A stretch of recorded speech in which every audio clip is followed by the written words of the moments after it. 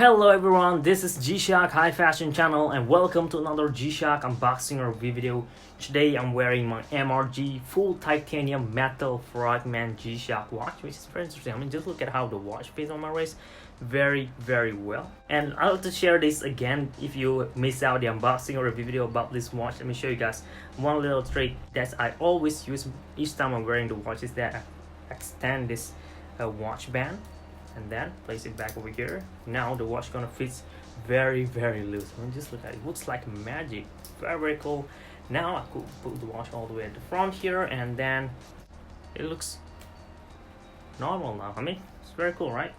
I mean, for the arrangement I can do that as well using resin watch band, but for a metal band this is very cool in my opinion. But anyway, this is not about the watch I'm wearing right now. Today we're gonna have a look at a very simple DW-004 G-Shock watch, and that is this guy over here in gun metal green colorway. And that is, my friend, the only reason why I grabbed this watch in the first place. I don't really mind about the design, the watch body. I mean, just look at it. It's very vintage like. It really screams out vintage G-Shock. It does in a way reminds me of the DW-9052 G-Shock watch, which is pretty popular, but I cannot understand why this watch aren't as popular today. This guy was released back in the year 1997, so you are looking at a 20 years old G-Shock watch that in my case still holding up very well as far as for the watch body, bezel and all, but not for the watch band, which is weird. We have this tab over here where it states a G-Shock Xtreme for the series name of this G-Shock watch, but it's already I mean, I just can't stand looking at it, so I just pry everything. I'll just remove it, and I mean, it makes the watch look much better this way.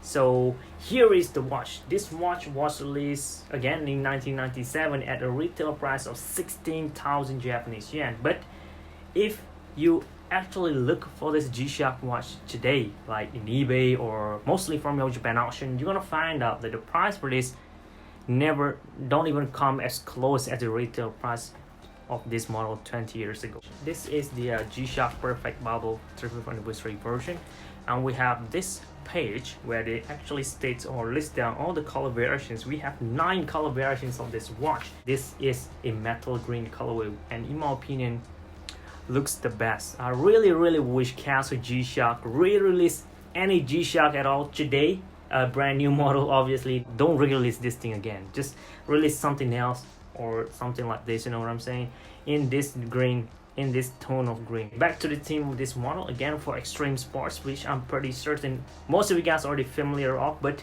there are a lot of new people who are just introduced to G-Shock who have no idea at all about this watch. Before you make the decision, either you should get this or not, check this one out. So this is the details from the side. We're gonna have a look at 2 buttons, rectangle in shape, all made out of resin. They are long, so that make that easy to operate, and they are indeed very easy to operate as well. But the button guard though, is almost like the size of the button itself. It's so big and it's just really big. It makes the watch looks very weird compared to recent released G-Shock watch. But back in the 90s, I'm pretty certain this is pretty normal. And also for the theme, this watch was released for people to use in extreme environments. For example, snowboarders, skateboarders, and all those are extreme sports. You know what I mean, right? And that's why we have extreme on this adapter over here, and protection on top. That's equal for G-Shock protection. You know, so I don't have to explain it. But anyway, we have this one button at the front here in silver, shaped pretty uniquely different as well. This is to operate or to turn on the electroluminescence for about 2 seconds after glow, and you could turn on the auto light as well that this watch has by using this button over here. Press it and you're gonna turn that function on. Having an auto light features like this is a huge deal back in the 90s. You know, today's auto lights just normal. People just take this for granted.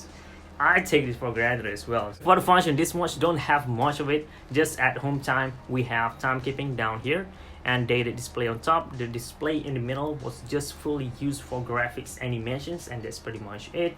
If you press the mode buttons, one will enter this stopwatch mode 1/100 position, ranging from 0 all the way to 24 hours. So that's pretty cool, right? With split time, of course. Next function is a countdown timer, ranging also to 24 hours as well, precision to 1/10 second. And we have an alarm, just single alarm with signal, no snooze, and that's pretty much it about this watch.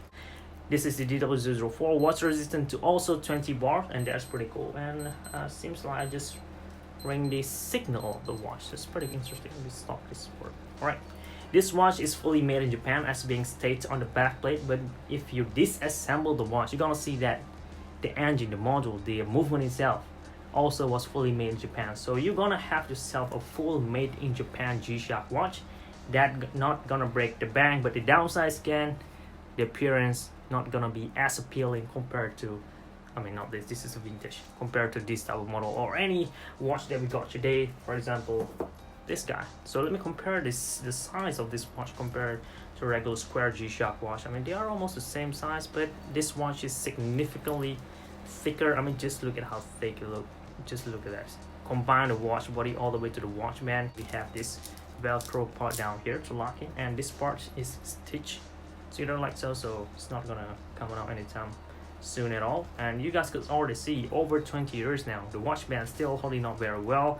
The bezel though, I don't think so. It looks good in my case, but not all the time. Usually they will be getting to rot, so be very careful. Make sure the condition is good compared to the price that you're gonna be paying to get one of these, because getting a replacement part for the bezel of this G-Shock watch will cost you a lot more than getting the watch itself, if you even able to grab it at all.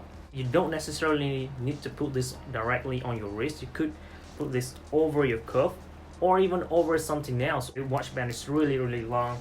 It is much longer than when you're using this type of watch band, so this watch could be strapped almost anywhere. And I'm very certain this watch in a way of vibration resistant as well, so it could take a lot of beating, so you could just strap this anywhere you want, not necessarily be on your wrist, and just let it be. It will last you about 2 years, so that's pretty cool as well. The battery is pretty cheap to be replaced and very easy to be done as well. Anyway, this is the watch, how it's gonna look on my wrist. It is pretty thick, very big, clunky watch compared to the function that it has to offer. It is so thick, it is almost like I'm wearing a arrangement like this on my wrist. It matches very well with my sweater right now. I'm gonna see it again. So it's very interesting watch for a fan of vintage watch, should I say. You could just pull the strap out and just use a regular resin or metal or any strap at all. The size of the adapter is standard. You could literally pull out the watch band on your DW-004X-3T model, pull this thing out and add that into here, and the watch gonna looks much slimmer than, and it's gonna wear much more comfortably as well. So you don't have to worry at all about the watch band really. All you need to worry again is the bezel. So I hope you guys found this video a little bit useful, informative and entertaining as well. For your future reference, leave a like if it does help you with your future purchase decision, and don't forget to subscribe to see more videos relating to vintage G-Shock watch like this coming up in the future. Thank you very much for watching. This is G-Shock High Fashion channel, and